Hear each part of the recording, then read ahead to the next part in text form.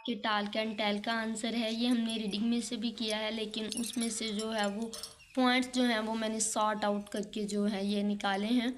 Some activities that cause pollution includes, वो कहते हैं कि वो एक्टिविटीज़ जो हैं जो पोल्यूशन कॉज करती हैं वो कौन कौन सी हैं। बर्निंग ऑफ फॉसल फ्यूल्स हैं, ईंधन का इस्तेमाल जो है, ईंधन को जलाना। इंडस्ट्रियल वेस्ट डिस्पोज़ल, मतलब फैक्ट्रीज़ का जो डिस्पोज़ है वो क्या है, वेस्ट जो है वो ऐसे ही इन्वायरमेंट में जो है वो खुली जो है वो डिस्पोज़ किया जाता है, जिसकी वजह से हमारा जो है इन्वायरमेंट क्या हो रहा है, पोल्यूटेड हो रहा है। एग्रीकल्चर केमिकल हैं, जैसे हमने फर्टिलाइज़र्स की बात की, तो ये जो केमिकल हैं ये भी क्या कर रहे हैं, हमारे माहौल में पोल्यूशन कॉज कर रहे हैं। इसके बाद आता है इम्प्रॉपर वेस्ट मैनेजमेंट। हम जो है वेस्ट को पूरे तरीके के साथ जो है वो वेस्ट नहीं करते, डिस्पोज़ नहीं करते, जो कि हमारे पास पोल्यूशन का सबब बनता है। अब इसके अल्टरनेटिव सॉल्यूशन कौन कौन से हैं। सबसे पहले हमारे पास है रिन्यूएबल एनर्जी, ऐसी एनर्जी जो हम बार बार इस्तेमाल करते हैं। जैसे उन्होंने एग्जांपल दी सोलर एनर्जी और विंड एनर्जी। सोलर जो है सूरज से आने वाली शुआएं जो हैं इनको हम ट्रैप करते हैं सोलर सिस्टम में, फिर उससे जो है हम अपने घर का जो है वो सिस्टम चलाते हैं, इलेक्ट्रिसिटी प्रोड्यूस होती है। और इसके अलावा जो है विंड, हवा के ज़रिए जो है ये इलेक्ट्रिसिटी पैदा की जाती है, और इससे जो है एक तो पोल्यूशन कॉज नहीं होती, दूसरा ये बेनिफिट है इस पे जो है ये ज़्यादा ख़र्चा नहीं आता, हमारे जो है ज़्यादा एक्सपेंसेस जो हैं उनसे हम बच जाते हैं। सस्टेनेबल प्रैक्टिसेस, सस्टेनेबल बोलते हैं पायदार प्रैक्टिसेस अमल, मतलब पायदार अमल जो है वो कौन कौन से हैं आपने पढ़ा, ये स्ट्रेटजीज़ आप पढ़ते आ रहे हैं। रिड्यूस, रीयूज़ एंड रिसाइकल, चीज़ों को जो है हमें बार बार इस्तेमाल करना चाहिए, कम इस्तेमाल करना चाहिए, और बार बार जो है उसकी रिसाइकलिंग करनी चाहिए। इस्तेमाल के बाद जो है उनको फेंकना नहीं चाहिए, बल्कि जो है वो दोबारा इस्तेमाल करना चाहिए। और अगर वो चीज़ें ज़्यादा नकारा हो जाती हैं तो उनको रिसाइकल किया जा सकता है, उनसे दोबारा जो है वो प्रोडक्ट्स बनाई जा सकती हैं। ऑर्गेनिक फार्मिंग आ जाएगा। ऑर्गेनिक फार्मिंग में जो है मतलब खादों के बगैर, फर्टिलाइज़र के बगैर जो है हमें फार्मिंग करनी चाहिए, हमें फसलें उगानी चाहिए। इलेक्ट्रिक व्हीकल का इस्तेमाल करें। और लास्ट वन जो है वो हमारे पास क्या है, प्रॉपर वेस्ट मैनेजमेंट। हमें जो है वेस्ट को डिस्पोज़ करने के लिए प्रॉपर जो है वो मैनेजमेंट करने की ज़रूरत है। ये इसके आपके पास जो थे अल्टरनेटिव सॉल्यूशन थे, ये आपके टॉल्क एंड टेल का आंसर है। और ये आपका टॉल्क एंड टेल जो है ये होमवर्क में भी है, इसको आपने राइट करना है अच्छे तरीके से।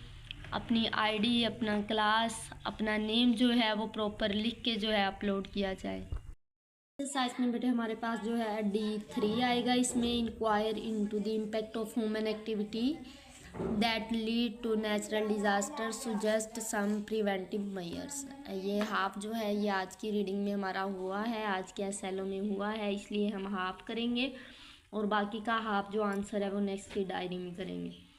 तो इसमें उन्होंने पूछा है कि इंसानी सरगर्मियों का क्या असरात हैं जो नेचुरल डिज़ास्टर का सबब बनते हैं, और हम इनसे जो है वो किस तरह महफूज रह सकते हैं, वो आपने हमें प्रिवेंशन मेजर्स बताने हैं।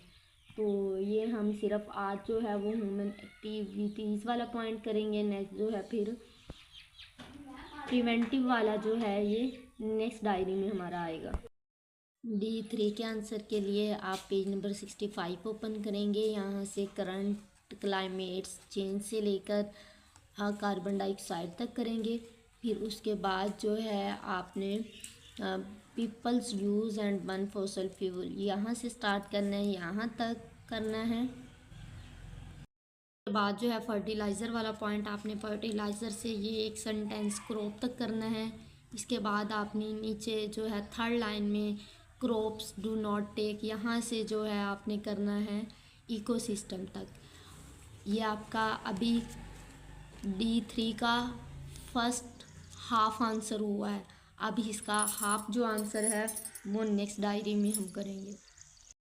आज जो है वो स्टूडेंट टास्क भी है, list 3 humans activity causing disasters. आपने इंसानी सरगर्मियाँ बतानी है कौन सी 3, जिसकी वजह से जो है वो नेचुरल डिज़ास्टर्स आते हैं। नेक्स्ट जो है ग्रामर टास्क है हमारे पास। टेक्निकल टर्म्स हैं डिफॉरेस्टेशन, अर्बनाइजेशन।